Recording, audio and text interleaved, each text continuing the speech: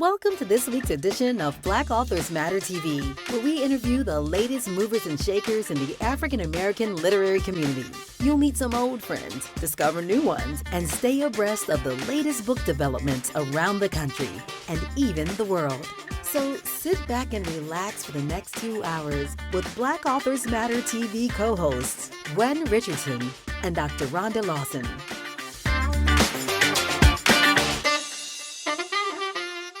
Good evening and welcome back to another amazing episode of Black Authors Matter TV.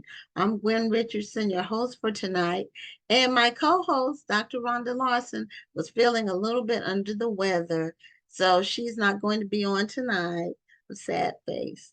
But she should be back next week and helping me out so we can feed off of each other. So anyway, we have another amazing show, and this show happens to be romance night. You know, a lot of times, like last week, we ended up having two guests with the same book title back to back, which was just a coincidence. And tonight we have the first three authors are romance authors, and that's also a coincidence. So a lot of times when we book people, it just falls that way. And so it should be a night to talk about love and what motivates people to write about love. And then our final guest is in HR, so that's a different topic altogether. Also, we have a few announcements, but I'll do the announcements after the first interview. We have actually several. So we're going to bring on our first guest. And our first guest, who's a romance author, our first guest for tonight is Kimberly Brown. She writes romance and women's fiction. And she has a new book that just came out today, I believe. It's called Courage to Love Again. And Kimberly is joining us from Columbia, South Carolina. So welcome, Kimberly, to Black Authors Matter TV. Hello, how are you? I am great, and welcome to the show. And thanks for being here tonight. So, yeah, I told the audience when we first started that our first three guests tonight are romance authors, and that's not something that happens often. So I'm gonna drink some water. So something's in my throat. So anyway, we can get an idea of what motivates each of you all to write about love, and is there certain aspects of romance and love that you focus on? And what keeps you going in the romance direction? Now, I know you write also women's fiction. So just, Kimberly, tell us a little bit about how you got started with writing books. I actually started with poetry when I was in like 6th grade, and then I wrote my first short story and I fell in love with it ever since.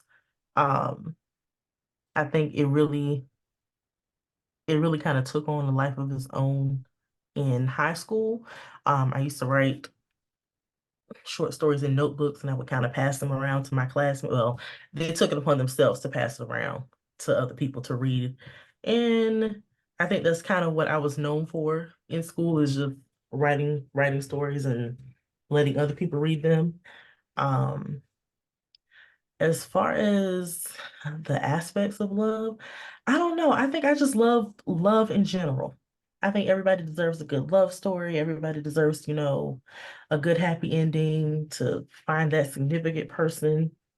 It's just I love all aspects of love. Okay. Well, a lot of authors say they got their start in elementary school or high school. And I've heard other people talk about writing stories and pass them around. I'm a writer too. I never did that, but I used to write essays in school, when they had the essay contest. But I never. You did that too? I did. English was my favorite subject. So mine too. Anytime we had to write a paper, I lived for that. That was my favorite. Yeah, it's an automatic A almost. I mean, it's good to have something where you get an automatic A, where or if you don't, you're challenged in some way by your teacher. And it's helpful to have good teachers too. It is. Yeah, I was blessed with really amazing English teachers.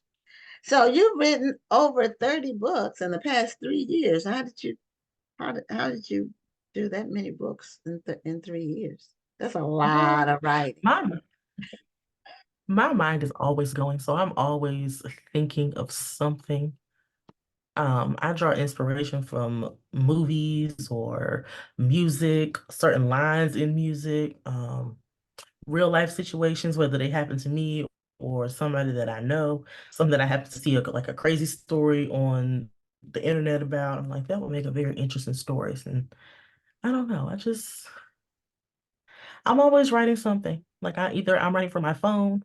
If I have an idea, I'll jot it down on a piece of paper or plug it into the notes section of my phone real quick. Um, I typically write about 2 to 3 things at a time. I tell people I get bored with writing one set of characters, so I like to kind of switch it up and switch in between documents. So you're writing more than one book at a time. Yes, ma'am. I've had people say that. Um, I'm not really able to do that. Unless I'm writing a children's book in between something else longer. Because Hmm. children's books, writing them is quick. It's the illustrations that take the time. So, and you're signed under Be Love Hmm. Publications, and she's been on the show kind of recently in the last few months. Hmm. She came on the show and she was telling us about the different authors that are under her wing, under her umbrella. So when you got started with your books, were you solo? Did you self-publish? Are you with any traditional or any other with traditional publishers? When I first started, I think I self-published maybe 3 things in like 2019, and I really didn't know what I was doing. So I ended up pulling them down for like after a year or so. Um, I think most of what I had self-published, I have now republished with Be Love because under her guidance, I feel like I have learned so much more than I would have ever figured out on my own. So I am eternally grateful to her for that. Um, but other than with her, I do self-publish every now and then. And then this book with Black Odyssey came out today. So Okay. So you're with Black Odyssey. And so we have their authors on most of the time when they release a book, they'll be on either on release day or the week after. mhm, Because we try to help them push the newest book because a lot of the data that the people who collect data about book sales, a lot mhm, of the data they're collecting is around the first month, couple of months. And then a lot of readers are looking for the next new book, the next new thing. So that first couple of months is very important with the push. But promoting books, as you know, is ongoing. mhm. Yes, ma'am. So did you are your books in paperback and ebooks, or are they ebooks Um, exclusively, or how does they're all available on Kindle Unlimited and Amazon, like if they want to buy it. Um, but I do have them all in paperback, and okay. it's quite a few. I think it's about, I don't know the number off the top of my head, but it's quite a few of them that are in audiobook or things that I'm working on for publication that will be in audiobook as well. Now did you for audiobooks, did you do that on your own? Put your No, books on ma'am. audio? How did you end up getting your book? I mean, did you pursue it yourself or is it through, because that's a growing area. It's Mm, something a lot of people are looking for books on audio because if they're commuting in their cars or on a trip, a road trip, it's something for them. They can listen to the book while they're traveling. mhm. And so how did you get your books on audio? Well, we have a literary agent, LaShira Lee, so she pitched certain titles to like Podium, Dreamscape, recorded books, and if they wanted to pick it up, they picked it up. But that's kind of just how that went. She pitched the book, and if they wanted to pick it up, they would just pick it up and uh they went from there. Okay, now LaShera was on the show a couple of weeks ago. So we we have we've had over 600 guests on the show in the 4 years, not quite 4 years that we've had the show. So we try to talk to everybody in books at some point, and especially if they've multi-published, if they or if they're doing a groundbreaking topic, something that's not usual. But the audio books now, so did you reach out to LaShera to request her to do the audible or the audio version, or was she representing you with the other books as well? Is she She's only helping you with the audio? Go ahead. Is she only helping you with the audio? Is she like exclusively representing you with the audio? Is that what? That's mostly what I have her for, is to get the audiobook deals. Oh, okay. See, I didn't know. She didn't tell us that when she was on. So, because I'm intrigued about audio. I have people asking me about my books being on audio, and I know a lot of that's like a hot topic, a big question that people have. And so when I talk to people, I'm trying to determine exactly how the system works. I know people get paid to do the audio on books, like if their voice works and they know how to do it. But I wanted to know from the author's perspective, especially self-published, how do they get their books on audio? And for you, did you go through her? Are the only ones you have on audio through the agent? Yes, ma'am. Okay. Now there is a way that you can do it like by yourself, but I think that might be a little bit more expensive. Yeah, that's what I'm trying to figure out how to do Like, it as without far as I breaking know, the I think it's I think it's a website where people can people can audition to read your book for you. But I'm not sure exactly how much they charge per. I know they charge per hour. I'm not exactly sure how much they charge per hour, but it's a little more on the expensive side. Yeah, I've heard about that too. And then about Audible. Do you know anything about Audible? I need to do some more investigation, but since you're on here already talking about you got your books on audio, I figured I would pick your brain for the audience and find out just something about getting the book on audio. And I don't know if Audible is an automatic thing. I need to investigate it more because I don't know who owns Audible. Do you know? Is I it part have of no idea. Amazon? I think it is part of Amazon. Okay. So I'm wondering if like when you do your book on Amazon, you can click if you when you submit your information, you can click and select the ebook like seamlessly. Just so I'm wondering if you can click and select audio, or is there, AI might even be generating that. They do have something now. It's called the virtual voice. I Okay. haven't done anything with that, but they do offer a virtual voice on KDP to put your books to make them available in audiobook. But I haven't tried that. Oh, okay. All right. Well, I have to investigate that. So now how many of your books are on audio? Let's see. I'm gonna say it's at least about 10. Oh, okay. So you have quite a few. That's great. That's great. And how do you find out? Do you get like reports on how many people have listened to it? Are you able to know about that in terms of listening audience? I haven't Do they asked. give you any data on that, or do you I just haven't asked for. I haven't basically asked for any. turn it over and then they do it and then it's available? Like, is it royalty based? I'm just trying to get a little more information, but I need to explore. I need to what I need to do is I need to contact somebody at one of these audio companies and get them on as a guest, and then they can. They'd probably be able to tell you more than I Tell can. me. Yeah, but you've gotten yours on audio, and that's more than I've done. I haven't pursued it, but it's more than, so you're giving information to the audience. So your new book, your brand new book, let's talk about that. Courage to Love Again. Do you have a copy of your book so we can see the book cover? You have it handy.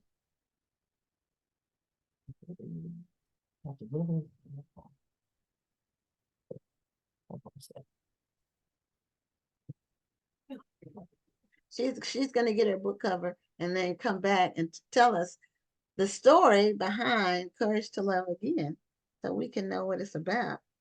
And for those of you all who have tuned in, good evening and thank you for tuning in. Okay, Courage to Love Again. I like that. That's pretty. You know, they do good covers at Black Odyssey. I do like And this you know, one. and Tice is my friend. She's my good friend. So you know, she's a joy to work with because if she says she's gonna do something, she does it. She's very nice. Yeah, she's great. So so tell us now, the picture on the cover is a woman and you can't really see the man that well, except it's just his arm around her. Mm-hmm. So she is the one with the courage to love again, I guess. So Yes. who are the characters, and tell us about the story. So we have Pasha Sinclair and Caleb Ellis. Pasha she was a housewife. She was married, and as like it says on the in the synopsis, that her husband, he puts her things out on their front lawn. He basically tells her he doesn't want to be with her anymore and he wants a divorce. And she's just very distraught by that. His reasonings behind it is he doesn't feel like she is acting within a wife's capacity, but all along she is dealing with anxiety. She's dealing with depression because she's had a lot of losses very close together in a very short frame of time. She lost her parents. She had a couple of miscarriages. Then she got pregnant and she had a stillborn. So all of that plays a factor in her trying to be her best self as best as she can. And he's not very supportive of that. Like he would say things to her that were just things that you would not say to your wife after what she's been through. So he puts her out, and she ends up calling for a car service to come pick up her and her things, and that's when she meets Caleb. And Caleb is an angel. He is really an angel walking around on earth because he was just very patient with her, very kind to her. Um, their first interaction, he said that he kind of felt it was something in his spirit that kind of just felt drawn to her. He didn't want to leave her like stranded, or he wanted to know that she was going to be okay. So about 4 months pass, and he happens to run into her. She was having a very good day. He happens to run into her, and it happens to be the day that she's going to be moving into her apartment. She's finally getting back on her feet and kind of getting back into the swing of kind of just taking care of herself. And he meets her, I think, in like Walmart or somewhere. Um, and her friend was like, "Hey, we're moving." He kind of offered to come help her move. And from there, he offered her friendship. He was like, "I want to be your friend until friendship is no longer an option, until you want something different, until you want something more than just being my friend." Um, he wasn't pushy at all. He just kind of, "I'm gonna move at your pace. You tell me." When he asked her if he could give her his number, she's like, "Well, don't you want my number in return?" He was like, "No, I'm gonna let you be comfortable with initiating contact." So he was just he was an all-around good guy. I really liked his character. Okay. So and we don't want to do any spoilers with the books, but romances tend to have a similar plot. It's the in between that's different. So a lot of times when women have gone through something and they have a person who's just not attentive, and Mhm. then the relationship ends, then the if the next person that's just nice and patient and normal is a breath of fresh air. Mm-hmm. I think So with this, that's in real life and books. mm-hmm. I think with this story, I think it was more women's fiction with romantic elements. It wasn't so much focused on their love story, but it was more focused on her learning to love herself again. Um, Okay. she kind of moved out of her parents' house and in with her husband, so she's been having someone take care of her entire life. So she is learning to take care of herself, learning to be self-sufficient. Um, After going through everything with her husband and losing her parents and her child, she's just trying to go to therapy, work through all of her trauma, all of her issues, and just get back to being the person that she was before all of the hurt and pain. Okay. And how old is she? Like 30-ish in there? I think she's like 20. She's in her mid-20s. Oh, She's still okay. very She's young. still Like she met she's him still very okay. young. She's young. Okay. So she got married young and then had the problems with fertility Mhm, young as well. So mhm. yeah. So what made you um create the story around her? What um why is her character different from maybe some of the other characters you create? Um, I think for this particular story, I wanted to focus on healing yourself versus the whole being healed with love. I mean, being healed with love is nice, but ultimately, if you're not, I feel like if you're not healed within yourself, then if you're not healed within yourself, and you're not happy with yourself, then you're not going to be happy with anybody else, no matter how good that they love you. So I think I wanted that to be her story. Okay. Yeah, a lot of people there if you're looking for completion in someone else, Mhm. that's not the way human nature is. It's not. You have to complete yourself. And that's a lot of pressure when It you is. on the other person to expect them to make you a whole person. That's pressure.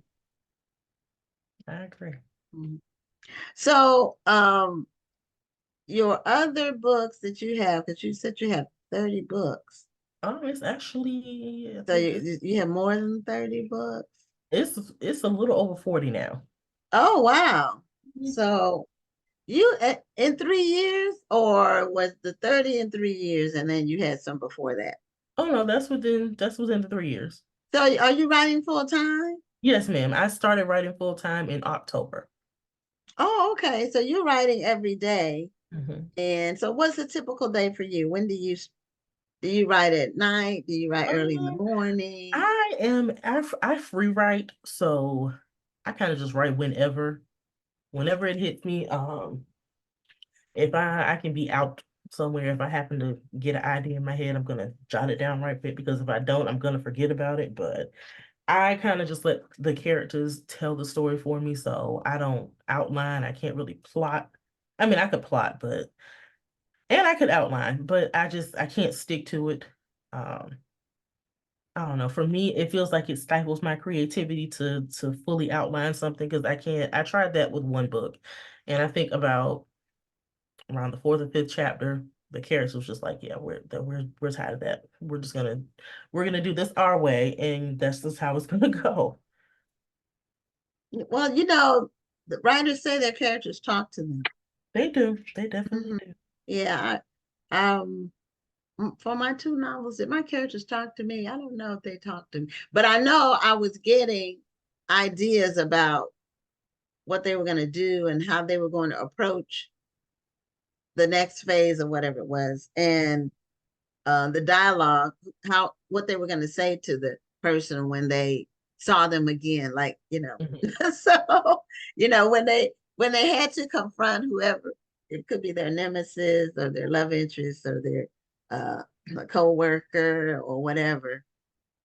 Creating that dialogue is for me that's one of the well the whole thing. I'm a writer, but I'm not really a fiction writer, so But some people can just really create stories, the fictional characters and settings and places and interactions, and they can just really. So how long does it take you to write one of your books? Um, And how many words typically? Because I know romances tend to be shorter. mhm. So how long does it take you to write your books, and how um, long are they, more or less? well, because I write about 2 or 3 at a time, sometimes it can take about a month or so to fully get through with one. Um, Okay, that's typically, fast. maybe about a month or two. Typically, I mean, I started out writing about 35K for Okay, for per book. Um, so and I that's think kind of like between a novella and a it was a novella. full between. Um, Okay, I but think for the still, that's novella, still a lot of words. Even. it is. I mean, to consistently put out Yeah, every yeah. yeah, But I it's think now, I think within the last year, I've been doing 50K and up. And okay. it's gotten really hard to write something short. So that has definitely been a struggle. Like I'm working on something now that my goal was 50K and it's not really at 50K anymore. So I might have to cut it short.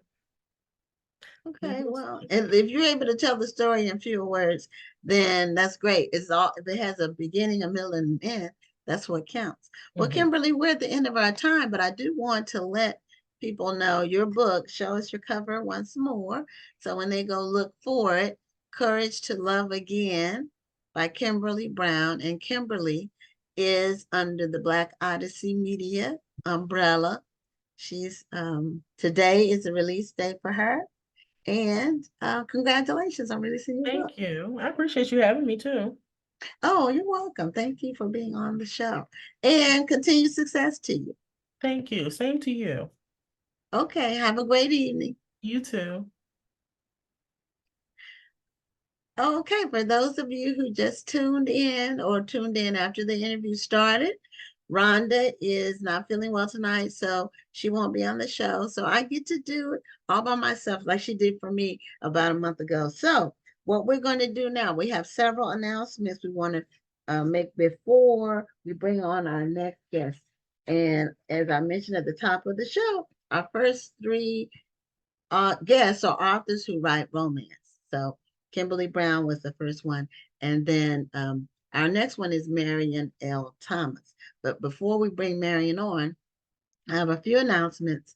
One, if you all watched the show last week, someone asked about the Black bookstore in Raleigh, North Carolina, that was having some challenges, and they wanted to know what if we were doing anything to address it. So I did look it up, and Liberation Bookstore, they opened about a year ago, and it opens as a children's bookstore.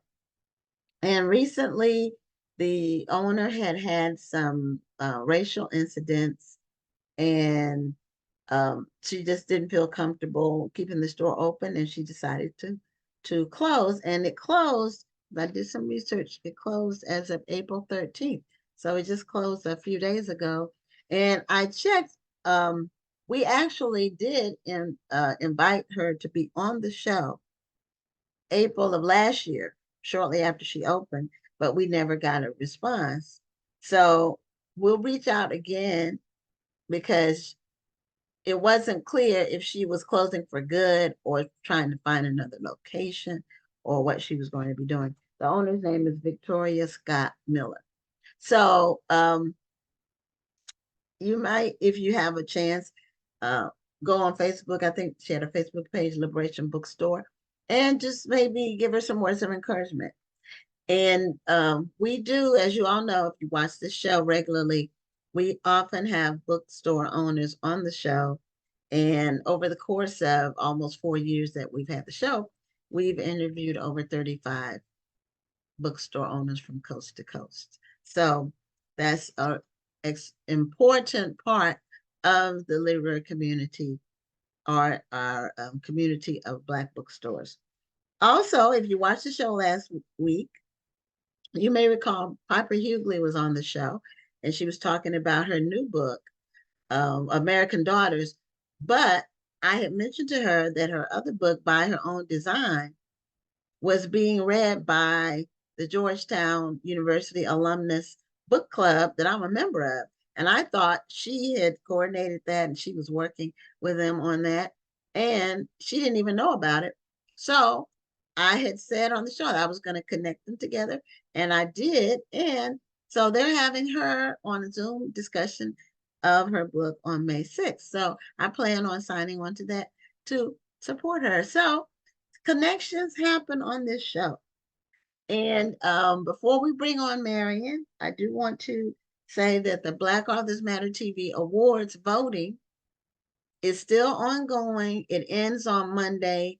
We've already gotten over 1,000 ballots submitted, and the voting ends midnight on Monday, which is the 29th.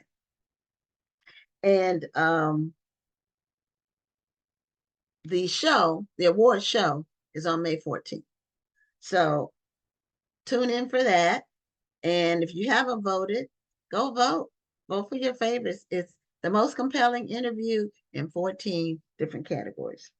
And if you want to register for the National Black Book Festival, please do so. The vendor space is going fast. We're already at 73% sold. So don't procrastinate if you want to have a table at the festival. It's going to be great this year.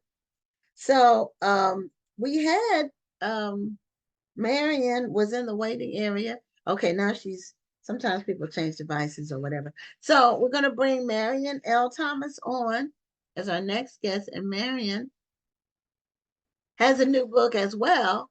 Her book came out last Tuesday, I believe. And the name of her book is Saving Raine.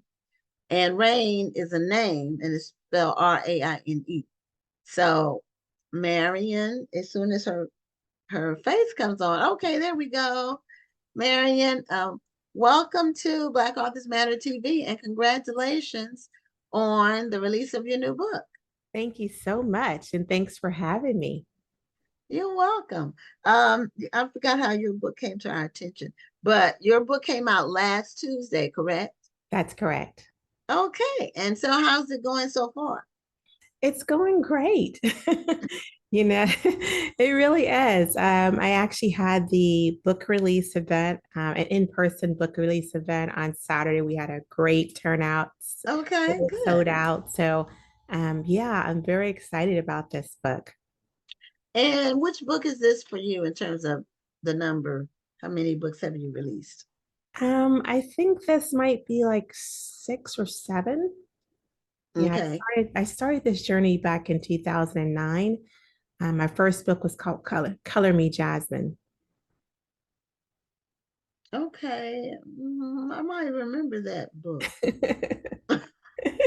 Oh, okay. So, all of your books romance? Well, I always more consider, I really more put them in like women's fiction, but they do have romance elements in them. But I'd say they're more like women's fiction. Okay. And so, your first book came out in 2009, did you say? That's correct. Okay, so did you like take a break after that first one? You got the first one under your belt.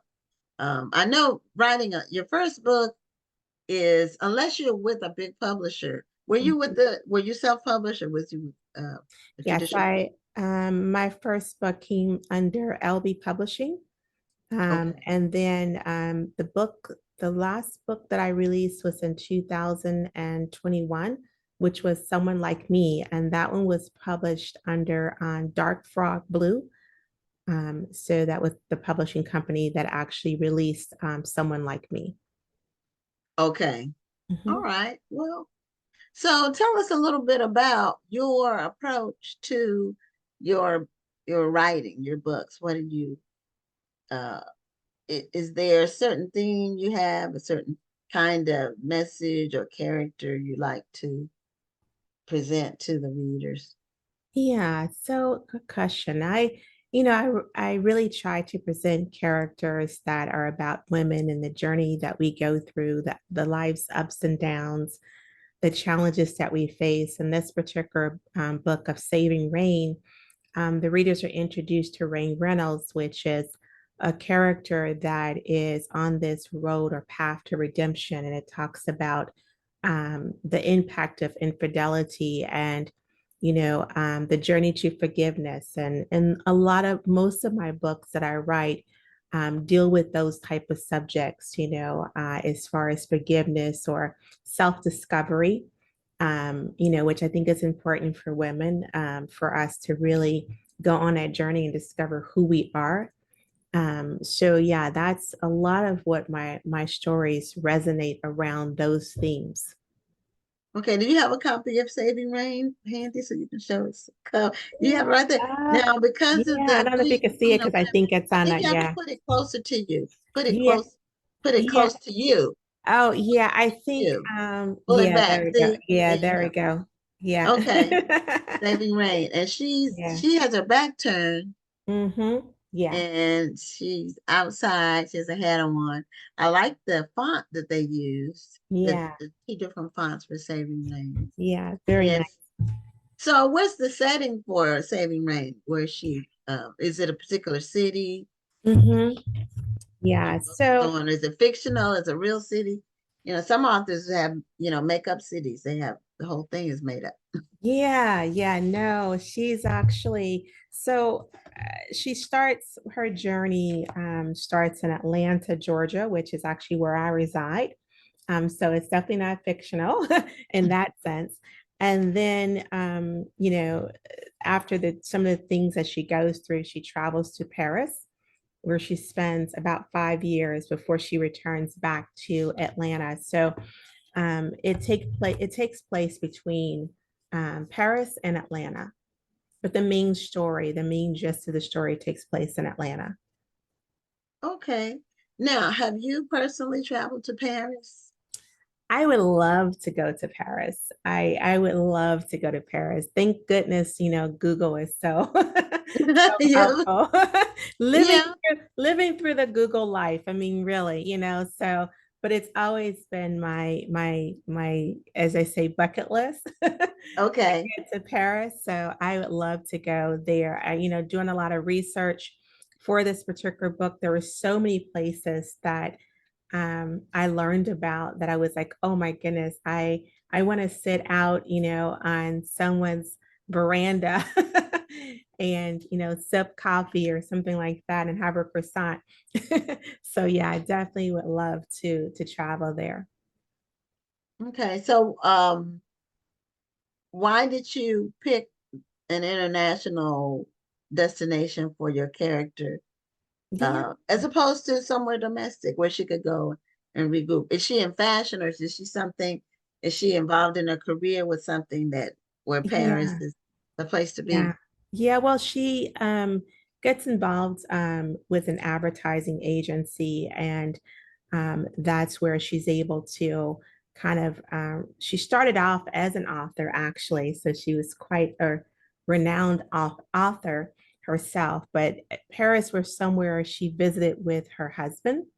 And so it was a place that she felt like she had discovered herself in a place that she felt comfortable with. And so that's where she goes back. So I think as women, when we're looking to get away from it all and get away from the pains and the struggles of life, we sometimes go the distance, as it were, to do that. And so that's the story of Raine Reynolds. That's what she does. She goes the distance, and she goes to a place where she really feels like no one knows her, and she can just be, Raine, and really take that time to focus on her and what her needs are at that moment. Yeah, sometimes going somewhere where no one knows you can help you recover from your past, because, or just chart a new course, Right. because you don't have people judging you based on whatever previous mistakes or behaviors or associations you may have had. Absolutely, absolutely. And that's certainly the case with this particular character. And, it does offer some sort of, um, comfort when you can just, go somewhere where you can have that moment to yourself, to just reflect um, on your situation without having to answer questions to people that know you. Yeah, there's some, it takes a lot of resources to be able to do that. Yeah, And not everybody has the wherewithal to be able to make that decision. yeah, that's true, which is why I haven't been there yet. So Well, Paris. well, you can write about a place that you want to go visit, and then let your character go in your place. Exactly, And then, exactly. We live through our characters, it's a great thing about writing, you get to travel the world through a book.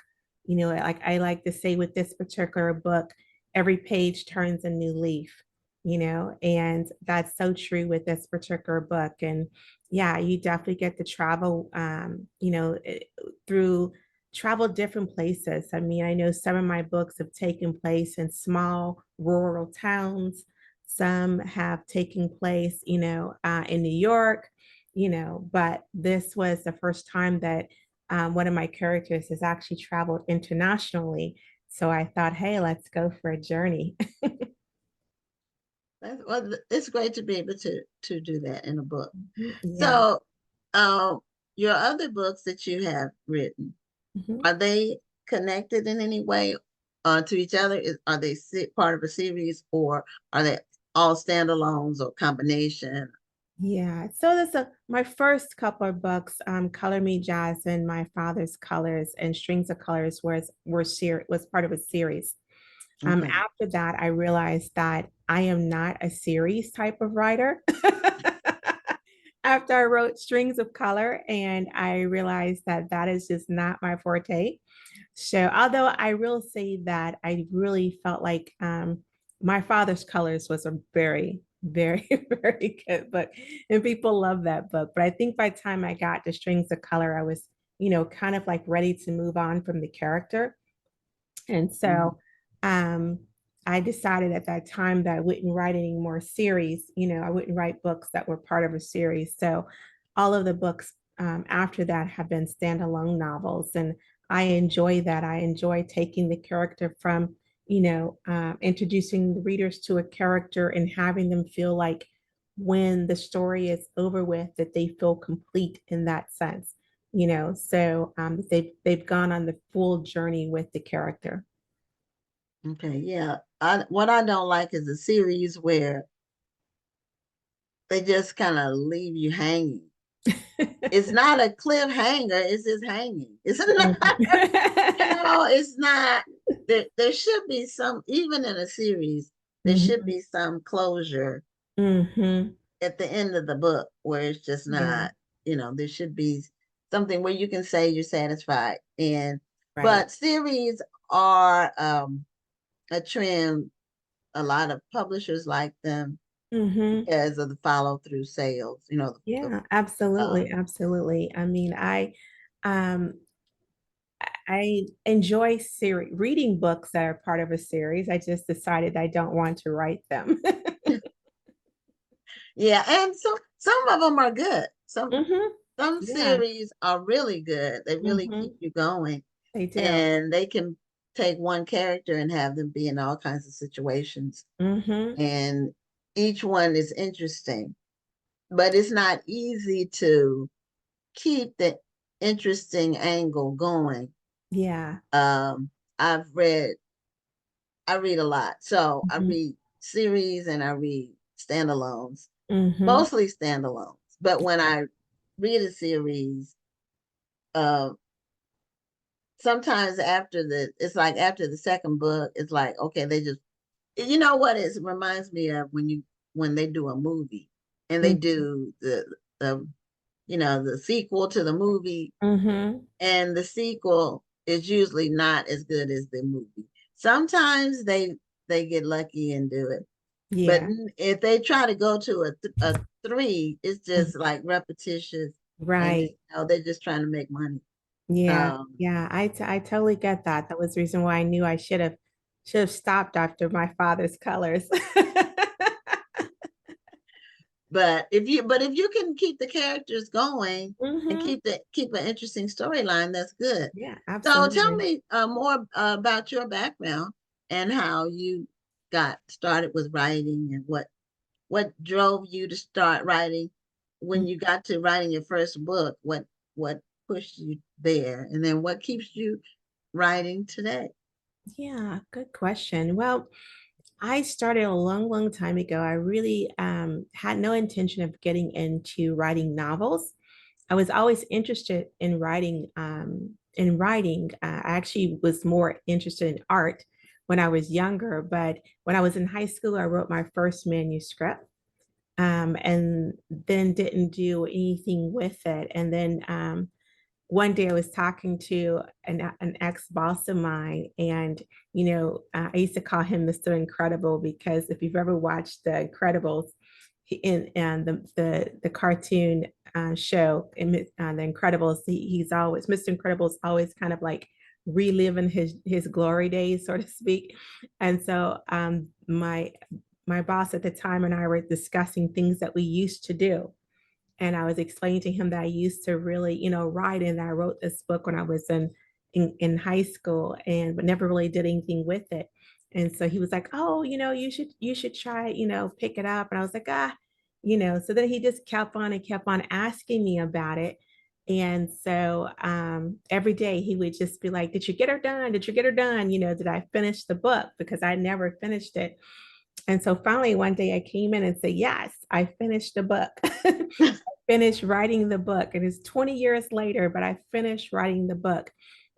And so that began my journey back in 2009 and writing. And, I really, originally I wanted to get into journalism, but I was a writer in college. So I was a sports editor and a news editor in Okay. college. So I did a lot of writing from that standpoint. But yeah, I really wanted to get into journalism and do more like broadcasting and things of that nature. But yeah, I enjoy putting words on a page that people can get lost in, things, words that inspire and encourage people or help people to just find themselves in another world for a time being, So yeah, I really enjoy that. Okay. Well, yes, everybody's journey is different. Mm, No two people have the same exact one. right. And you're the first one that I talked to that whose boss encouraged them to finish a book. A lot of times bosses don't want you to do anything on the side that might distract from the work that you're doing at Yeah, work. yeah, that's Uh, very true. Very true. But no, he was very much so. And then, I was telling my husband about it, and he was like, "Yeah, you should do it. You should go ahead and finish it." And so between the two of them, that really encouraged me to get it done. So I finally did. And when I finished it, I called it Color Me Jasmine. And that was my first book. And I remember when the book came out, and yeah, I learned a lot from, that experience and that journey of getting into the publishing world, and just understanding the whole process. It's very different than what I was used to. But yeah, it was, it's a journey that I'm still on today. yeah, that's great. So for Saving Rain, I wanted to ask about the cover Mhm. because you know, people say you can't judge a book by its cover, but a cover draws people in or repels people. One of the Right, right, or it's just no, it's just dead, it's neutral, it doesn't do anything. But you right. hopefully want it to pull people in and Mhm. not turn people off or repel people. So Right. your cover is very inviting. Thank you. And where did your cover concept come from? Oh, a lot of agonizing nights of going back and forth with the artist and trying to capture the essence of the story and what she was going through. And, she's looking at Atlanta, and it's kind of like her journey back to Atlanta, which is what happens in the book. She journeys back to Atlanta, a place that really holds memories for her that she would rather forget. And so that's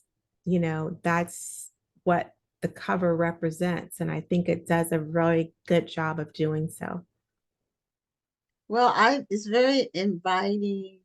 It's almost like going on a picnic or Mhm, um just going for a walk in the mhm, in the woods, not like wooded woods, but mhm, behind your house or behind your subdivision, if you mhm. live in a rural area or something like Right, that. A right. park, walking in a Mhm. park that's what it brings to mind to Yeah. me. And a lot of you can draw a lot of conclusions from looking at a cover or just Mhm. get certain feelings. And she seems carefree and relaxed. Hmm. That's what I get from it. She's, Okay. you know, Yeah. she's, not it's a stress-free environment. Mm. Well, And a I lot of would times when definitely we get say, out in nature, uh-huh. we're able to commune with God and nature and get a whole different perspective on whatever our problems or challenges might Yeah, we can definitely, nature has a great way, curation has a great way of helping us to do that. Absolutely. Everything we see and touch and feel reminds us of that connection that we can have. Absolutely. But yeah, and I think that's the with the cover, because she's coming from Paris, so that's the hat and the, be. Okay. kind of that, vibe that she has. But yeah, it's definitely a book about her going back to a place that holds, good and bad memories for her. Okay. So do you have any of your other books handy that you can show us? I do not. Okay, I just wanted to know if because I wanted to kind of compare Uh-huh. Yeah. the covers to see Yeah. Yeah, if there's this is a a very difference. different cover for Okay. Saving Rain, but yeah, you Mhm. can always buy my books on Amazon.com. And Okay. so viewers can actually get a feel for each book. Each of my covers I try to have it represent this story, Okay. and there's always usually going to be some type of female on the cover because that's always going to be my main character. So yeah, but this book is more of an artistic view on this cover. So I really love this cover. Oh, it caught my attention. And so I don't remember exactly where I saw information about the book, but Mhm, it came across my laptop or mhm. desk or whatever. Mhm. And I said, oh, this looks interesting. So, Good. then when I went to find you online, Mhm, I was able to find you. Some people are not, for authors out there who are either writing now, considering writing, or whatever you do, you really do need an online presence because that's where everybody goes to find stuff. absolutely. You Absolutely. know, So important. you need Yeah. social media, Yeah. and you it's really good to have a website if you can, just Mhm. because you have more control over the content on a website than Yeah. you Yeah. do. Yeah. And I have all of that. You Social do. media, You have websites, Facebook and all of that. YouTube. You have a YouTube channel. Now, what do Yeah. you do on your YouTube channel? On my YouTube channel, it's really just book trailers. So people can go on and, watch book trailers because I think book trailers are great to kind of bring the story to life for you and give you a good kind of inside look at what the book is about. So that's what I have on my YouTube channel. So for Saving Rain, you can go on my YouTube channel and actually watch the book trailer and gives you a good Oh, inside look okay. into the book. Oh, okay. Mhm. That's good. Yeah. Yeah, people are um a book trailer is an encapsulation. Normally they're like a reel. Well, they're normally longer than a reel because a lot of times reels are like 15 to 30 seconds, but a book trailer might be a minute or it might even be longer than a minute. But it's Yeah, like a movie trailer, but exactly, mhm, exactly. but Hmm. it's a visual depiction of what the story is about. And then there's hopefully a hook to get Hmm. you to order and read the book. Yeah. So you said you had a book launch Hmm. uh, when your book came out last week. So do you have any other events planned coming up?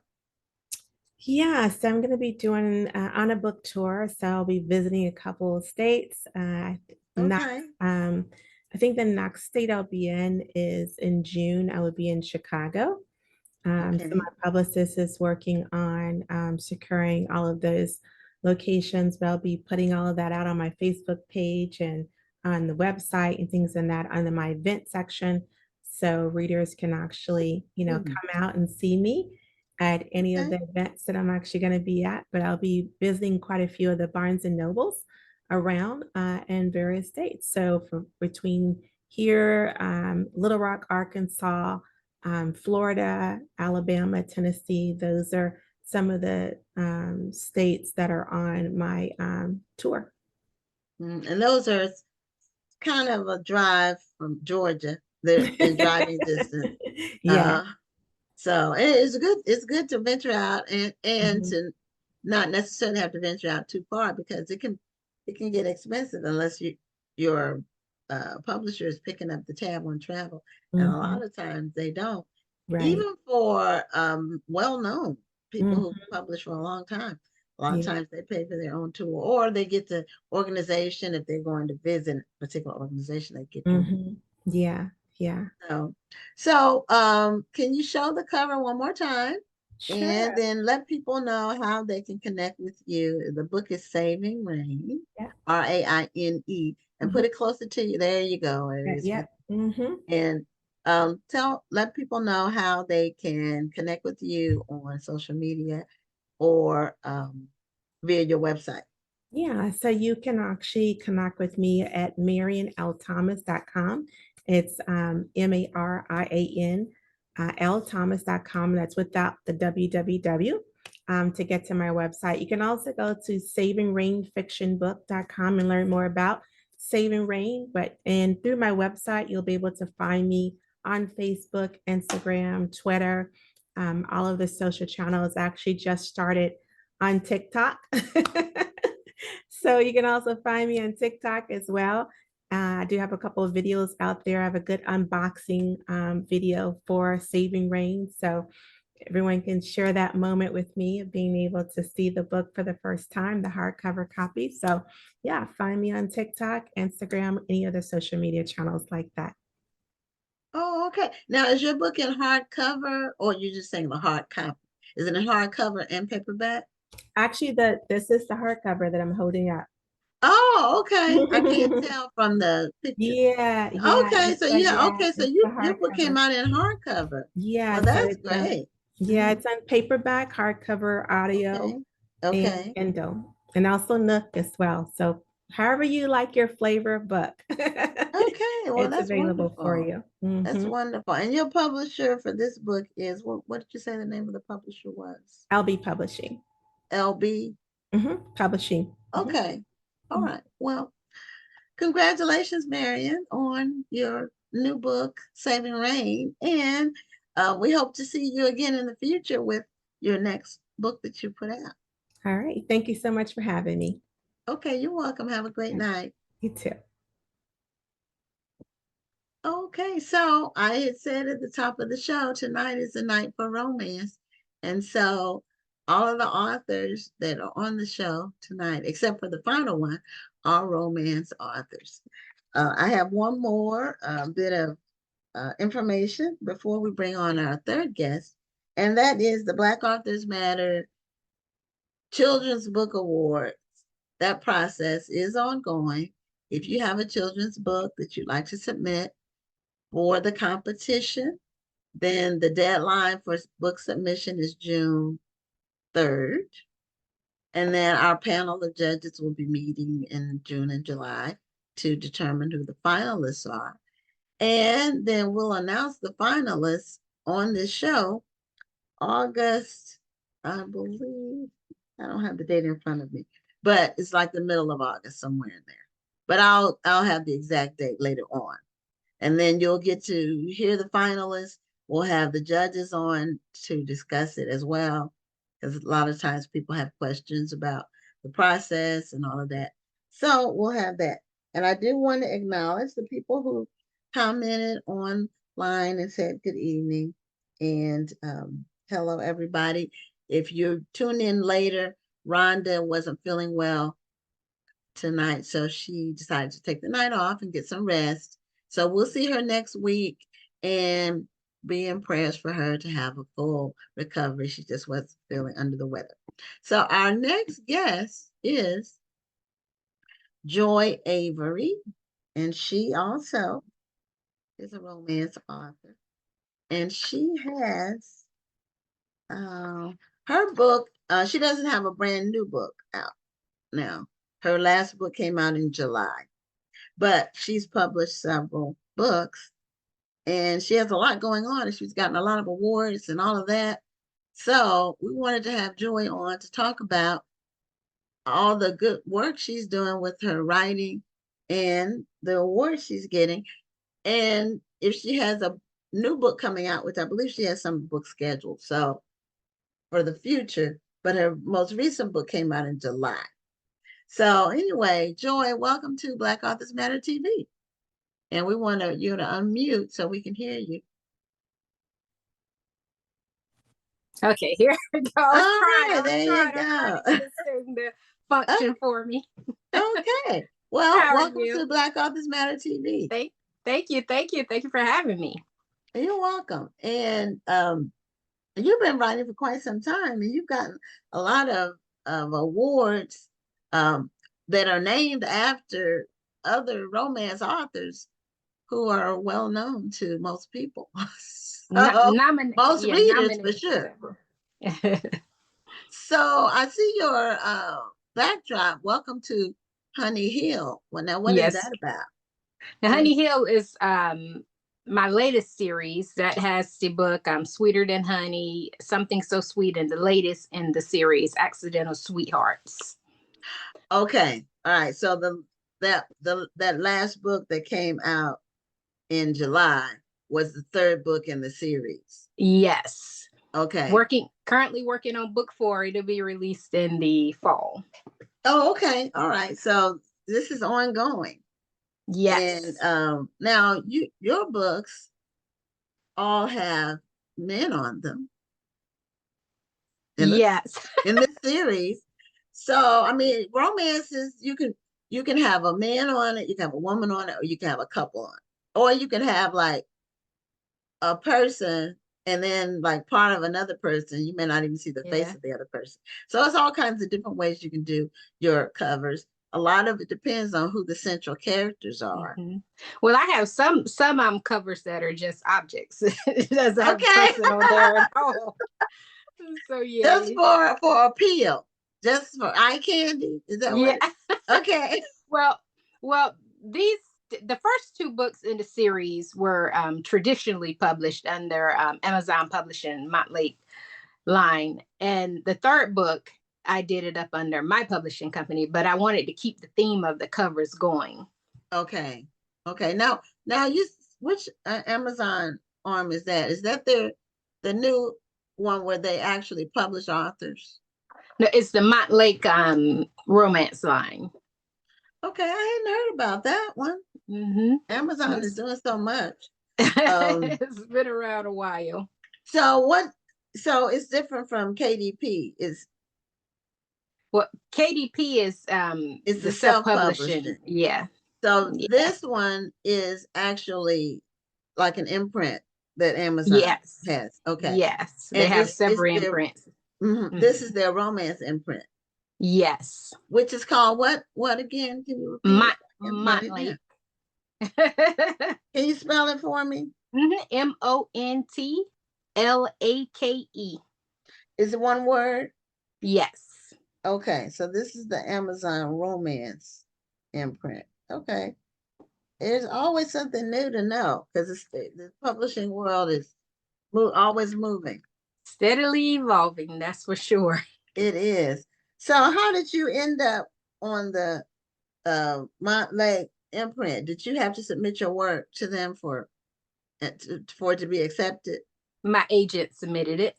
Oh, okay. So it's like the Uh-huh. process is like going through a traditional publisher. Yeah. Yeah. Okay. All right. And then is there a long window for the release like it is with traditional publishers? Yeah, it's pretty it may be slightly shorter than most other traditional publishers, but yeah, you still go through the same process. So Okay. editing and then approving cover design and Okay. back and forth with different steps in it. Very much mimics any other traditional publisher. Yeah. Okay. So which book is this for you among your books you've done? The third, number 3 is number 3 in the series, but is number what for Joy? Number 20. Hold on. I wrote it down because I knew you were gonna ask me this, and I never get that. 22.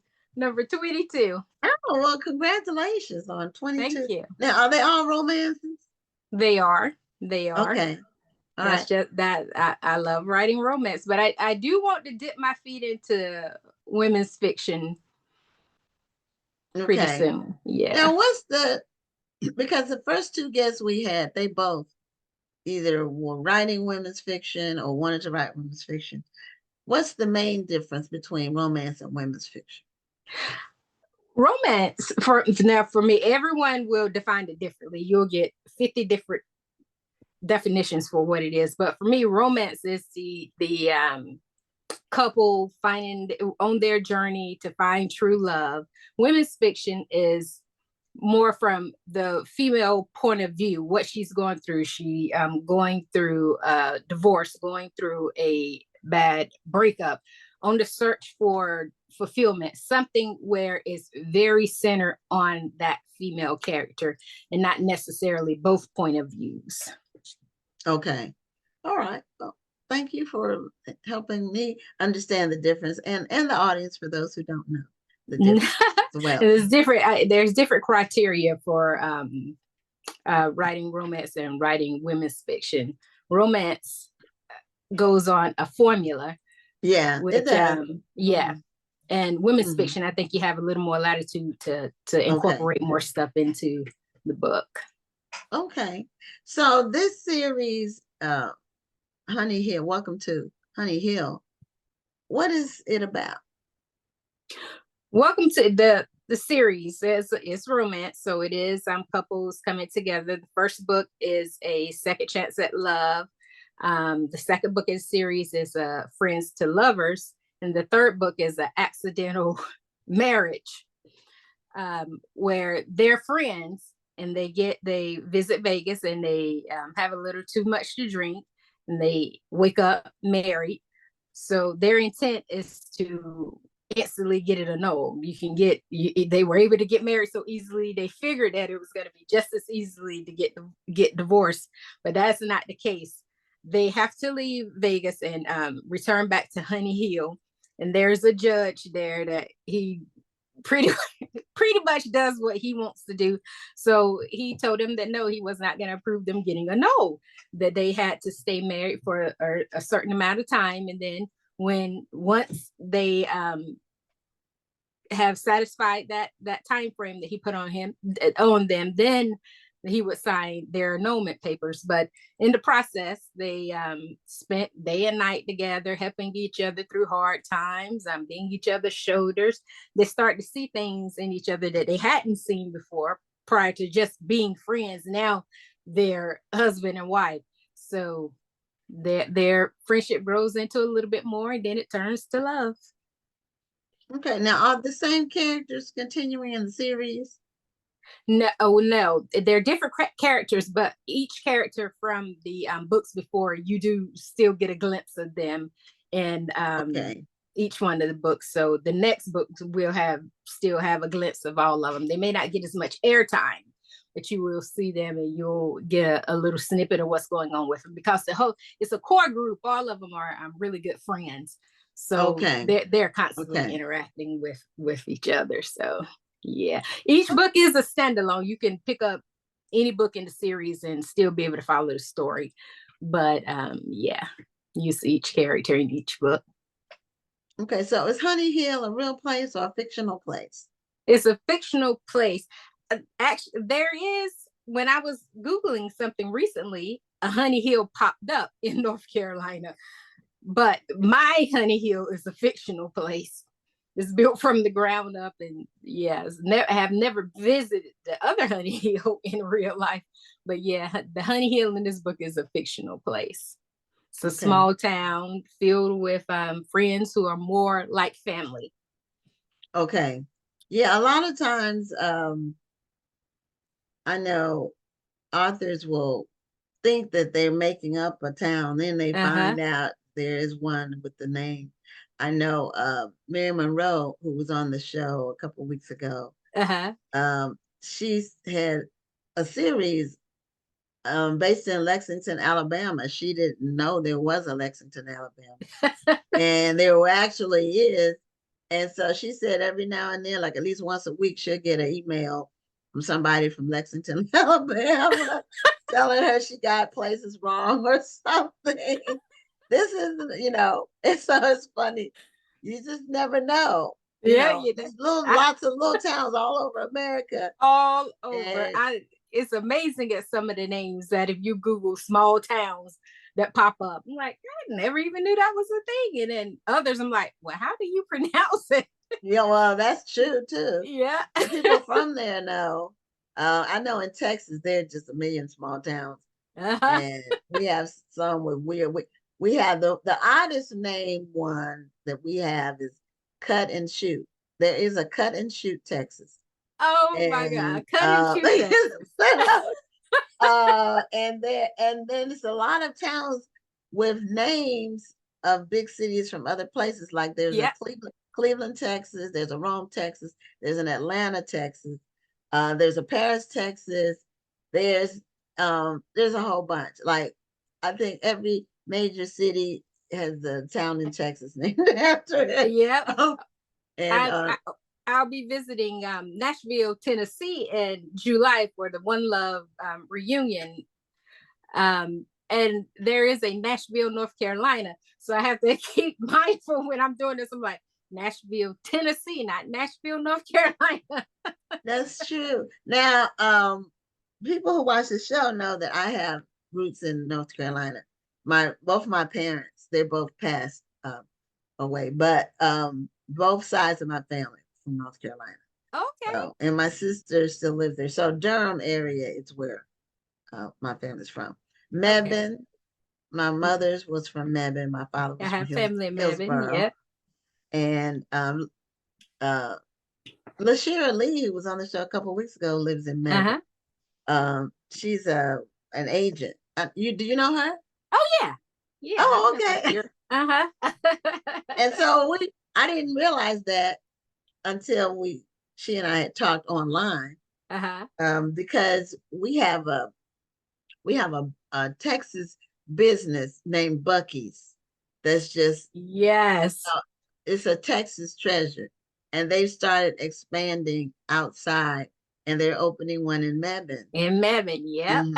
My first time visiting a Buc-ee's was last year, South Carolina, and it is a whole experience. Yeah, you have to go to one to know what it is. Yes.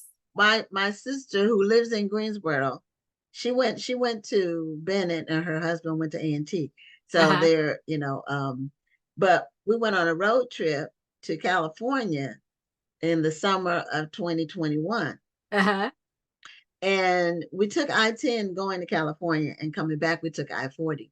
So on the way back, but we dipped down when we got to Oklahoma to 45, Interstate 45. And I said, okay, we have to go to Buc-ee's. And they said, what is all this talk about Buc-ee's? What do you mean?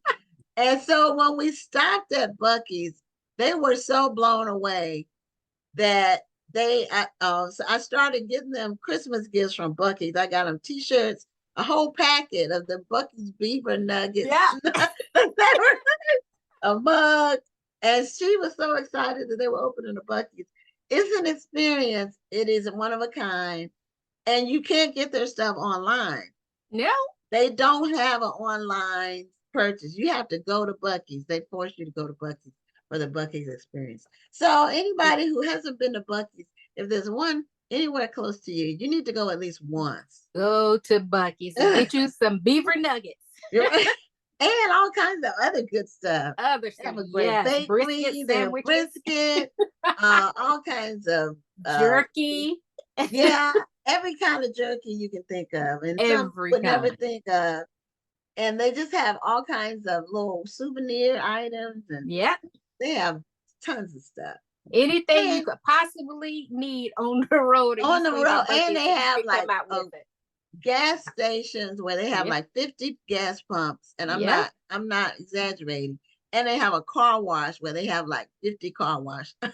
It is It is crazy. Crazy. It is a major thing. So, And we didn't mention the bathrooms. We didn't mention all bathrooms. their bathrooms are incredibly clean. For Yes. one.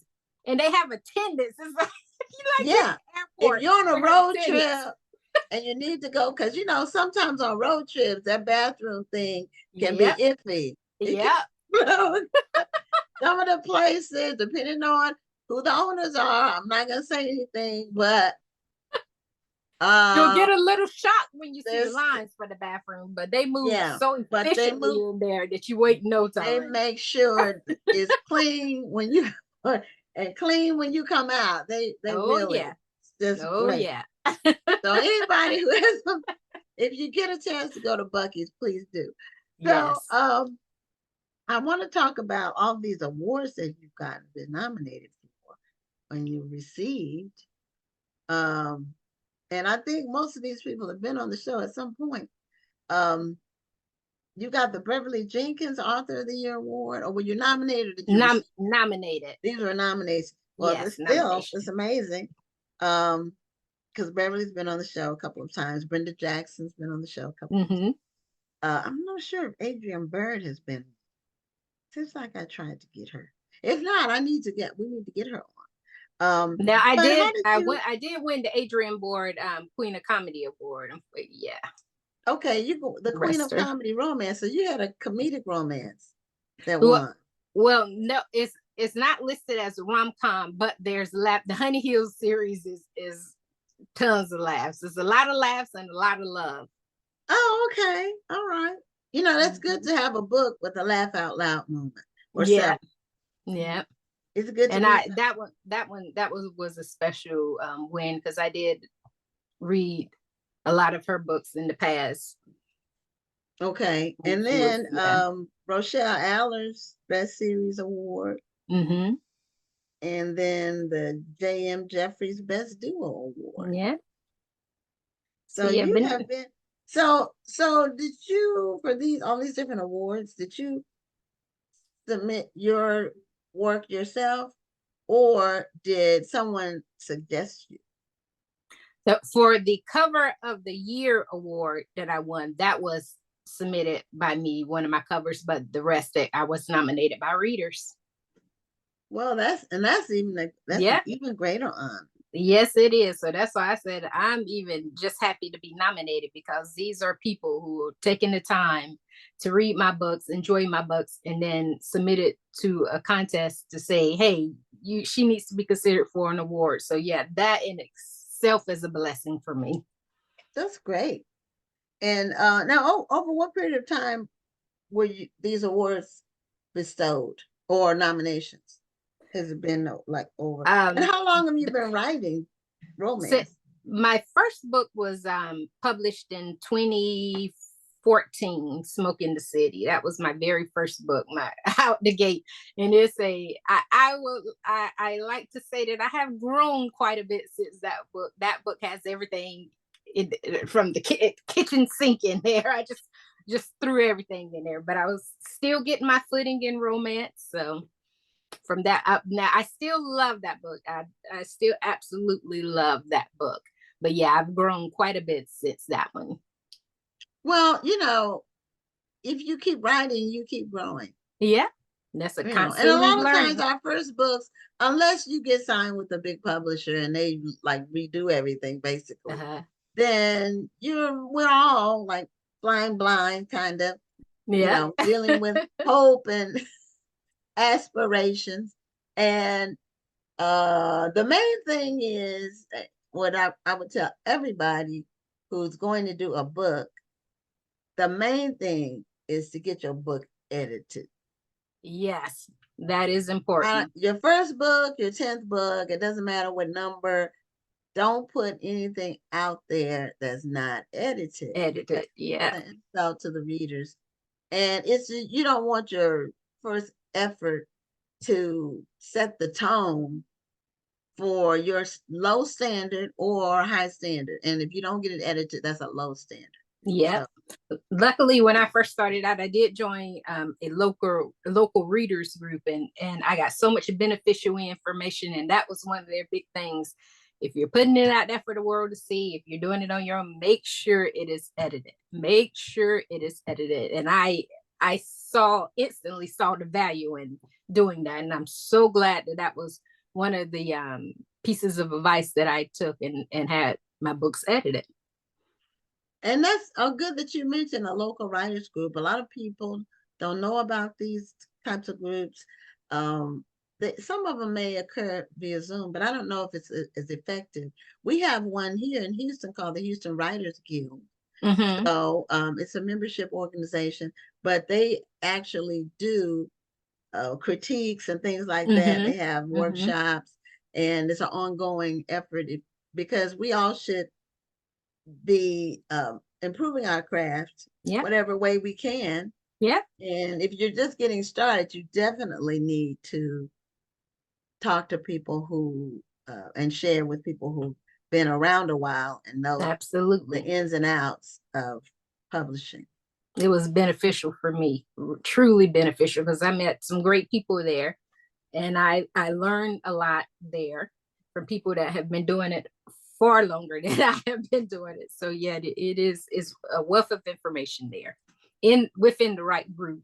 Sometimes it can be the blind leading the blind. Well, yeah, that's true. It needs to be it needs to be an established group, I would say. Yes. If you're really trying to get help. Now, sometimes people are trying to have more camaraderie among writers, and that's a different thing. But if you're really, especially if you're just getting started, you really do need the benefit of people who've had longevity in the industry. Yes. And are willing to help, because not everyone is willing to do that. That is the truth. But I'm fortunate and blessed to say that along the way I've had some very helpful individuals that I've reached out and said, hey, I got a quick question on this. I know you're busy. I know you're doing your own thing, but that's it. They got right back to me, full on pages of information. And that is the kind of individuals that I like dealing with. They want to help. They don't see you as competition. They say a win for one is a win for all. So yeah. And there are enough readers out here for everybody. And you're not going to reach them all. Even if you're James Patterson, he doesn't reach everybody. He does not reach everybody. So the thing is to be building your readership and continuing to grow your influence that way, and continue to entertain people or inform, because people read mostly to be entertained or to be informed. And you should do that. So your upcoming releases, you said you have two. You have one in the summer, and then you have the book 4 in this Honey Hill series coming out in the fall. So tell us about the summer release, Nashville Unforgettable.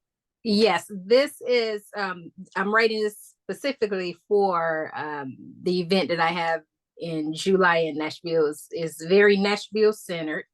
It's, I won't call it an insta love because they don't fall in insta love, but their relationship is built in a very short period of time, a little shy of a week. So that is the start of their relationship. Of course, there's after they build this foundation, they do in the epilogue, I fast forward and you get to see where they are several months later in their relationship. So it's a lot of food, there's a lot of music, a lot of love, some laughs. Okay, now you have this One Love reunion. What is that? What is that about? That's AC Arthur's event. She does it every year, an amazing event, very well organized. It's like a family reunion. I love to go because this truly is like going to a family reunion, because I see all my author friends there, get to meet and hang out with the readers. So this year is in Nashville, Tennessee, is July 17th through the 20th. Registration is open now at onelovereunion.com. You can get all your information there, register there. I would suggest if people are able to go, to register and come on out and have a good time with us, authors and readers, and celebrate. Okay, and you're in now AC, Nashville. yeah, It's AC has Nashville. been on the show as well. Mhm. So now, so what is it exactly? What is One Love? Is it romance readers and writers? Is that what it is? Yes. Okay. Yes. And this year's the 10th year anniversary. There's panels. There's she does an amazing event, dancing, dinner. Does, like I said, all kind of panels. We do book, and there's a huge book signing. So and what that's it. I think I covered everything there. So it's 3 days, so it must be quite a bit going on. Yeah. There's quite a few panels, like I said, and then there's a bit. She does space out time where you can you have downtime, to recharge and come back, and it's a great event. Well, I stress again, well organized. It's a well organized event. Her team is amazing. I need to reach out to her. How many people typically go? Now that, yeah, you would probably have to reach out for her and ask, but I think it's anywhere from like 100 plus. But then again, confirm that number with her, because I could just be pulling that out of the air or something. But yeah, it's great attendance. It's great attendance. So is it author driven? Is it reader driven? Is it for both? Yeah, it's for both. It's an author reader event. Oh, okay. All right. Yeah. Okay.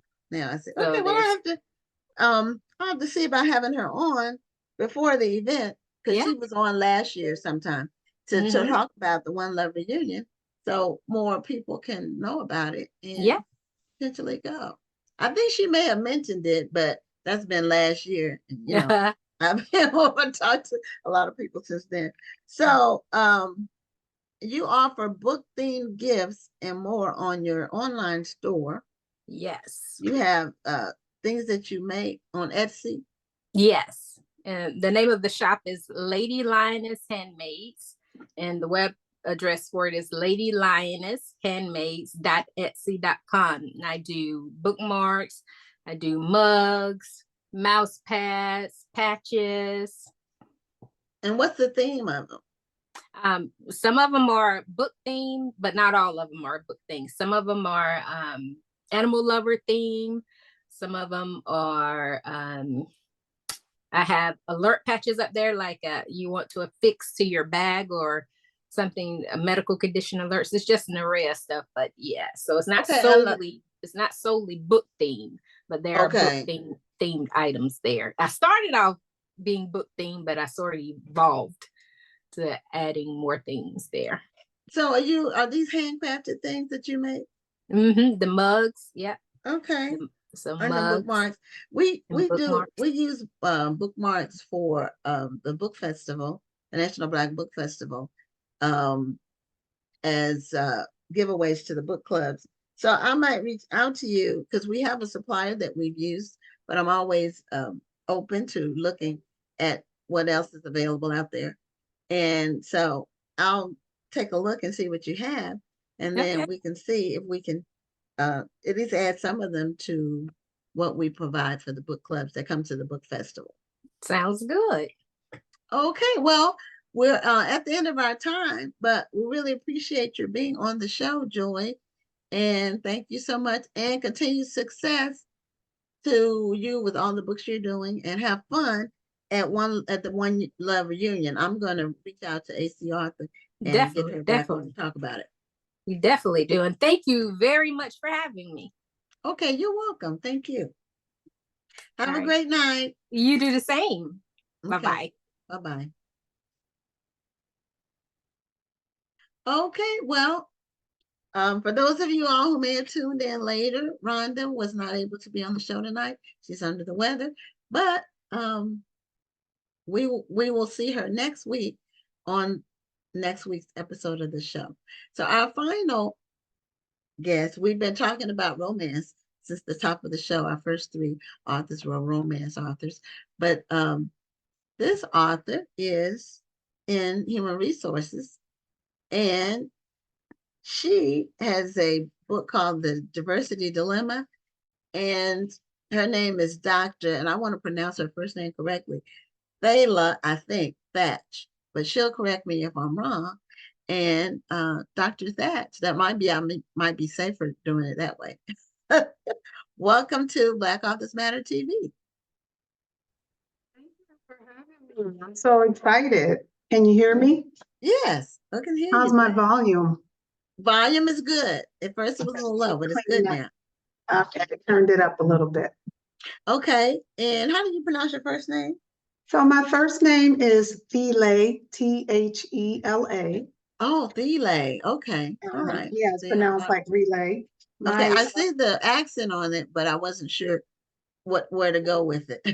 Okay, yeah, my background is giving me, I'm not really this pale, I promise you. I'm gonna have some, I'm getting a ghostly look over here.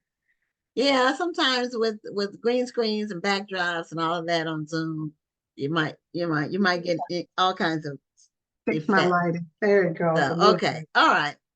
That's But more of I look a little like that. You're okay. All right. Nice to meet you, Gwen Richardson. And thank you for being a guest on the show. And congratulations on your book that came out in February. Yes, and you said since it's you told us since it came out, it's been in the top 100 category since it was released. It has. I literally, to be totally transparent, I was down at 125 today. So well, it's hour by hour, so but I'm really pleased to be at 120 in the 100 anything on Amazon, because you know the competition is fierce on Amazon. Yes. And I'm just really grateful to be just one, counted in the number. Yeah. So tell us a little bit about your background in HR. Sure. So I started my career in HR at a company on the East Coast called Cablevision. And I started, I can kind of go back a little further. So I started at Fox Television. I wanted to be a production assistant. And one of the things that I was doing when I was trying to be a production assistant, I consistently was asked to help the interns and people coming in to get them ready for onboarding. So back then I had no idea that I was doing onboarding, that I was doing shadowing. And so that kind of started my career. There was a woman at Fox Television. I've been looking for her. I hope she's still alive. Her name was Christine Tomlinson. And she was an HR person. And I just looked up to her. She was a woman of color. And I was like, I want to be an HR person. And I didn't know what that meant. I was literally, when I graduated from college, I was 18 years old. I had graduated at a really young age. And I just went into the career of television. But every time I worked in television, I ended up doing HR work. So Okay. even when I went and was working on the film set, I was working in production, I would end up being the production secretary. And a part of that work was hiring the staff, hiring vendors, making sure people were set up for payroll. And then I took that work, fast forward, I ended up moving here to Los Angeles to become the regional HR director for Live Nation Entertainment. And I was responsible for thousands of people, hiring and unfortunately firing. And then I became the chief diversity officer, and then so many other stories. But basically, that's my career in HR. I do everything from hire to retire. I've always wanted to be an HR generalist. And then I got tapped on the shoulder to lead diversity, equity, and inclusion. So that's my career. Yeah. Okay. So your book is titled The Diversity Dilemma. So did you create that title? And if so, why did you settle on that as your title? The title, The Diversity Dilemma, because at first I was going to call it The Diversity Debacle. Okay. Yeah, I just switched my microphone. Sorry. If you can hear me better now, probably. Yeah, turn the volume up a little bit more if you're able to do that. Okay. How about now? Yeah, that's better. I'm using a different mic. Okay. So I wanted, at first the book was called Inclusionomics. And Inclusionomics is a business that a partner and I own, Stacy Gordon. Stacy Gordon wrote a book called Unbiased. And so we were going to work together and write another book called Inclusionomics, which would be the study and the economics of inclusion and the impact that it has on Black people, people of color, and people, from diverse backgrounds. And that just seemed really intense. I was like, that sounds I'm a doctor, I've done methodology work and research and all that, but I'm like, I want something that's more from my heart, something that really captured my experience. And that was this whole dilemma / debacle around diversity. So what my experience has been is the more we talk about diversity, the more people have been polarized, the more people of color, especially Black women and Black men, have been hurt. And so think about, affirmative action, EEOC, and all those different terminology. The more we benefit from those type of programs, the more we're also hurt and labeled that we're EEO hires, right? That we're only here because we're Black. And so I wanted to share my experience and the dilemma that comes from trying to make sure people have diversity. It's like a whole other side to it. Okay. And so give us some insight into what some of that is. And I think what you're saying, which was the same with affirmative action, is and one of the things that I always felt about affirmative action, I'm backpedaling a little bit, but it's very political. It always becomes politicized. Right. That's one. And two, even though we tend to we're the face of it, so to speak. Right. We're not the beneficiaries of it. So you just named a dilemma right Yeah. there. So that's an example of a dilemma, and it's in my book. I talk about the Equal Employment Opportunity Commission, which is EEOC, and affirmative action. And again, we're the face of it. It was created for us, but often we don't benefit from it. And often we are suffering because people choose not to hire us because they're so upset that we somehow might get, a benefit, or we may get favoritism as Black people. So people will say, no, I don't want to hire this EEOC hire.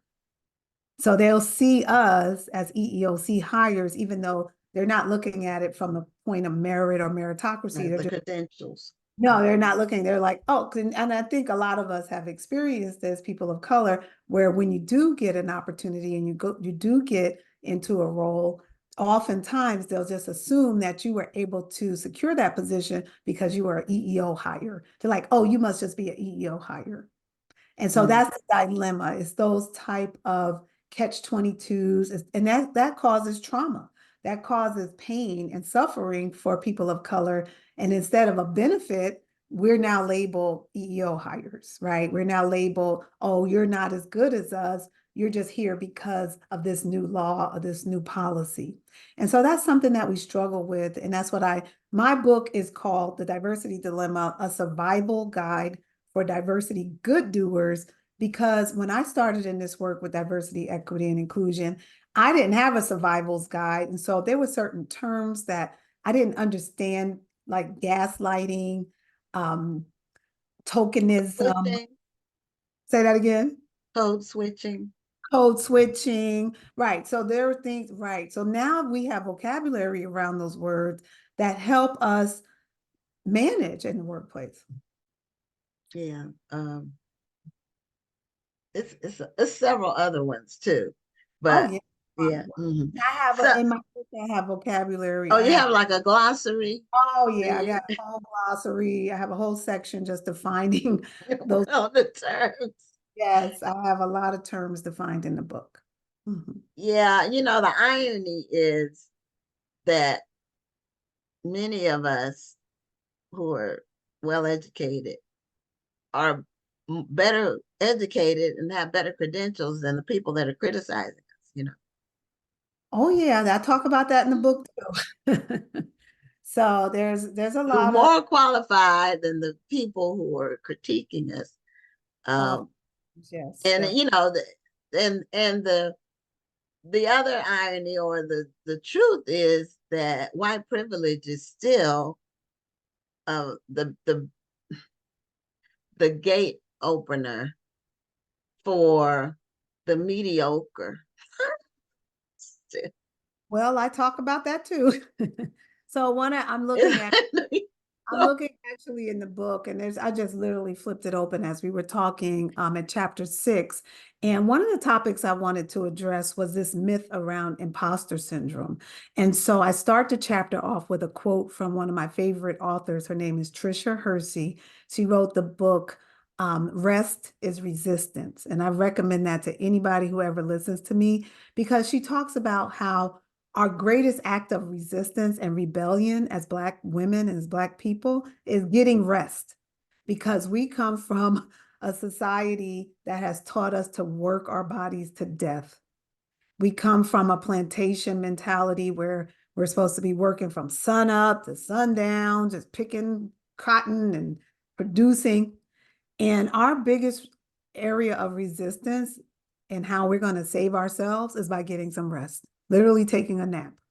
And so I start off chapter 6 with a quote from her that says, "Our labor historically has been used to make the lives of white women less hectic and more relaxed." And so I wanted, my book to be thought-provoking with the quotes that I use, but also, like I said, I talked about imposter syndrome. And for years, I thought I had imposter syndrome. And one thing I talk about in the book is that imposter syndrome is really a lie. It's just another way to control us and control us in the workplace. And so typically, it is the responsibility of our managers and direct reports to make sure that we're trained and feeling confident in the role that we're in, right? Would you say that? Mhm. And so often the imposter is typically the leaders in the organization, the CEOs and the owners of the organization. They are the true imposters, not the daily, workers and people who are showing up and doing their very best. And so this term imposter syndrome is really a lie that's similar to other terms like executive presence. So I struggled for years in corporate America thinking I did not have executive presence, because people would come up to me and say, "Oh, well, you really need to be more professional." That's another word. That's another word that's used when you're not fitting into the white supremacist culture. "Oh, well, she's just not professional looking. She doesn't have executive presence." So they're basically saying you don't look like the majority class. And so that's what I talk about in my book. And a lot of times as Black women, I always speak as a Black woman because trust me, I'm a Black woman. People think I'm like Ethiopian. My DNA is Senegalese, but I am I was raised in New Jersey. I'm In a Black America. in America. I'm a Yeah. Black woman. I would love to say I was an African woman, but I am an African American woman. But my point is, I struggled with imposter syndrome for a long time and started to realize that it was just a lie and it was just a myth and that I had everything I needed. I was more than enough. And going back to what you said, those people who were making me feel like like I was an imposter, they were mediocre. Yeah. We really are threatened by us. Yes. And I talk And about that's the in the way book, of, it's called Pet to Threat. It's a pet. okay. Have you heard that before? Yes, I have. Threat. I have. As soon as you stop becoming the pet, like Mm-hmm. kind, sweet, submissive, subservient person, you become the threat. So that talk about the pet to threat syndrome. You're like, oh, why all of a sudden they start changing on me? Well, because you now have become a threat. So I didn't know any of these things that we're talking about right now. When I first started, I just thought I was literally mentally ill and losing my mind. I'm like, why? I must not be smart enough. I must not be read enough. I must not have the right degree from the right school. If I do this, then I could show up and you know what I mean? I was always second guessing myself, always feeling like, because I typically was the only Black person in my role and at the company. And I just was constantly, I'm surprised I didn't just end up being committed into a insane. It's very stressful. I opted out of that world early on. My experience as attending Georgetown University, it was everything you've described. And I said, okay, I always wanted to be an entrepreneur, but that experience made me do it quicker. So when I was 25, that was my last time working for somebody.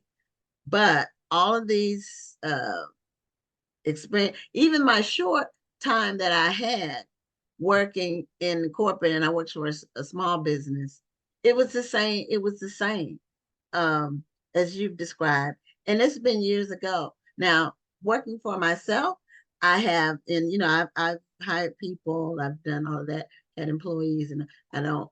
Now I have a stress-free setup for myself, but Yes.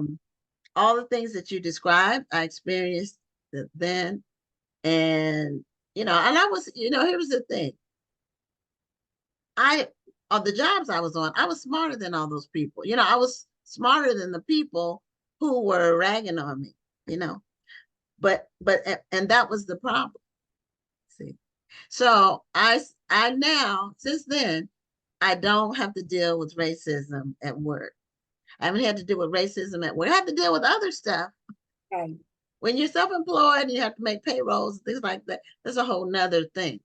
But I don't have to deal with racism at work. And if I hire somebody who's white, they do what I tell them to do because I'm paying. So, but I hear all these terms are new, but the experience is the same. Exactly. And I didn't even know about these terms. Really, I really didn't hear, when I first really started hearing about them is when we started this show 4 years ago. And people would come on the show and talk about these different terms. And I didn't know about them because I hadn't worked in corporate, So I didn't know about code switching and the things, but it's all the same. It hasn't changed. It really hasn't changed. And it's the same wherever you go in corporate. It's not company specific. Yes. And that's also the diversity dilemma is that we've been talking about this situation in our country around civil rights before the civil rights movement. I believe I would say since 1865, right? Where since the beginning of the 19th century, we've been talking about civil rights, treating people as equal rights for women, right? We've been talking about this for a long time. And it doesn't seem to be getting any better. It seems to be getting worse. And that's the Yeah. dilemma, unfortunately. I mean, I'm not trying to be Debbie Downer. I'm No, just saying, no, I agree. The problem is that they expanded the definition mhm, and all these other people are benefiting, but we're still the face of the negativity. Like when it's talked about in a negative way, it's our face. And we're not the primary beneficiaries at all. And as time goes on, we are less and less and less of the primary beneficiaries as they keep adding on all these other groups of people. right. Well, this book is 200 and I think 50 pages. Okay, and people need some help. Yeah. They need a guide. They need Yeah. that. And my point is, there was so much I could have talked about. Mm. So my PhD is in public policy. And Okay. when I looked at my dissertation, it was in around recruiting, executive hiring, and it used critical race theory as a framework before critical race theory became a buzzword, Okay. identity theory. And I'm just sharing that to say it's complicated. It's a lot to digest when you're talking about equity and inclusion. You got 50,000 people with 100 million opinions. And so I just tried to write a book that was from my point of view, so that someone who went through what I went through could say, oh, I'm not losing my mind. This is really happening. So now somebody is listening now and they're like, oh, Gwen went through this too. That's why Yeah. she's an entrepreneur. Oh, It's the truth. there are people who they think that, and a lot of people of color, especially Black women, we think that we're going to change the whole game. Yeah, Martin Luther King tried to come and change it. And now I'm going to come behind Martin Luther King and I'm going to fix it. And I felt that way. I laughed because when I was tapped on the shoulder to lead diversity, I thought that I was going to do it so good and so incredible that I was going to show everybody how belonging and inclusion should be in the workplace. And all I helped a lot of people, don't get me wrong, but it was very stressful. And it affected my marriage, it affected my children, it affected my health. And there was a price to pay in the same way Martin Luther King had paid a price, right? All of our Malcolm X paid a price. Marcus Garvey paid a price. There's prices that we pay when we fight for equity. And I just want people to know that you're not alone in the fight. But I also want you to know, don't fight too hard, okay? Take care of yourself. take care of yourself because you're not going to stop. Unless you want to be a martyr. Exactly. And we've had martyrs, and you can't really do anything if you're not here to do it. Mic on that. That is what this book is about. It's about, I end the book talking about the 7 R's, which is around rest. I'm actually turning to the page where the 7 R's. And it talks about rest, restoration, rejuvenation, relationships, remembering our ancestors, recalibrating, and reinventing. And that to me is what the whole book is about. Like, how are you taking care of yourself? Don't just take on another job, because usually the DEI people in companies, this is their second job. So they're trying to do their job 110%. Then they get tapped on the shoulder and they're expected to lead diversity with no extra pay and take on limited resources, or no extra resources, or no extra resources at all. It becomes so politicized. Yeah. And by politicized, I don't mean partisan politicized. I mean political in the corporate world. It's so political that it really becomes impossible to do very much. And normally, here's the other thing. It's always phased out. They'll do it for a limited amount of time and then it'll be phased out, or it'll be merged with something else. because the long-term commitment is not there. A lot of times they're doing it for a CYA move. They got some bad PR, or they're trying to cover their rear flank if they're getting ready to do a bunch of layoffs. It's all kind of reasons why they do it. It's not altruism. Yeah, yes. No, it's not altruism. And Mhm. I just want to say that I always like to say to try to keep it balanced a little bit. Try to there are some companies, and I've worked with a small few who are really trying to do it the right way. And they're trying, and they're usually smaller organizations, and they're working hard. I'll give a special shout out to Fuse Core. There's a company that I've worked with, and they're not perfect, but they are trying. They are correcting their behavior. They're going to courses, whatever. They're doing the best they can do. But then there's organizations, like you say, where it is clearly a checkbox. And that's the book. That's why I wrote the book. The book is about that. The book is about, don't be so anxious to take on these roles when the signs are there telling you that this is a checkbox and you're going to be a token. And I know that because I did that. I took on the role because I was, and another thing we do as Black people that is a lot of times detrimental to our own health is we want to be the first. We just love to be the first. I'm the first one at the post office. I'm the first president of the, Mason Society. I don't know, but you just, there's a pride in being the first, but there's also pain involved in being the first. And so ask yourself, in the book I talk about is it that important to be the first? So like there's a price to pay to be the first. And a lot of times it's not worth it. Yeah. And normally the first gets a tremendous amount of resistance. Exactly. You summed it up again. There you go. But people don't tell. I'll be honest. You think about they it. don't know because you're the first. There hasn't been anybody in there because they don't know. Like, do you know you're getting ready to get a tremendous amount of resistance? Oh, no.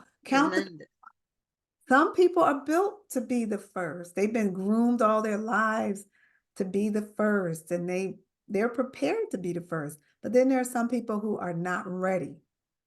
And then, like you said, the initiative fails, and then they blame that person for the failure, right? Which is traumatic to the person. Right, which they were never really committed to it in the first place. This is, when someone's and a company's committed to something, or it can be a company, or it can be the government. When they're committed to something, they write a big check. Right. And they give you support and they give you support and everything. That's when but the money is where it starts. Oh yeah, that's and a if sign. they don't do the money, then they're not committed. That's just true. Yeah, I teach business courses, and business 101 to me is follow the money. Yes. Where company budget. Yes. And I'll be honest with you, all of my students, they never thought about that. Oh, that's always where the rubber meets the road everywhere, in every organization. But Gwen, I'm telling you, especially as generation, it's not even a next generation.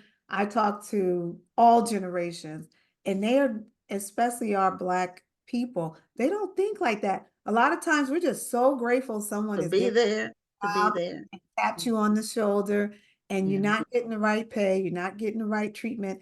And so again, that's why I wrote the book. Well, tell us the name again, and so because we're at the very last 2 minutes of the show, the diversity dilemma. Okay, wonderful. You have a copy of the book. It sounds like an amazing read for anybody who's out there in the DEI space, or just being in a big organization and you're one of a few, that it will help you. I can tell it'll help you just live from day to day in there. Yes. And Because a Gwen, lot of times it's a day-to-day thing.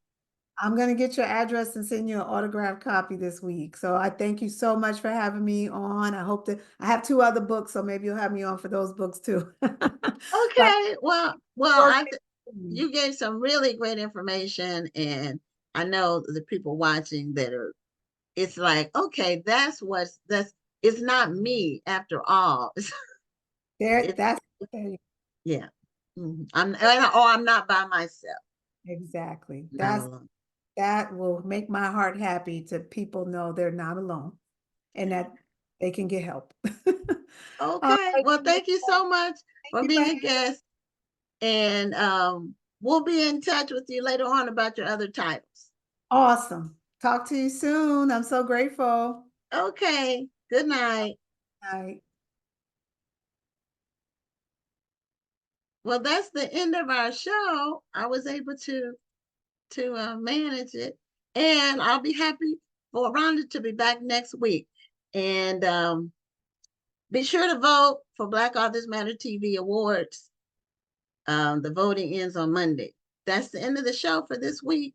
We'll be back next week with another amazing episode of Black Authors Matter TV. I'm Gwen Richardson signing off. Have a great evening. Thank you for tuning in and join us next Tuesday at 7 p.m. Central, 8 p.m. Eastern for another edition of Black Authors Matter TV.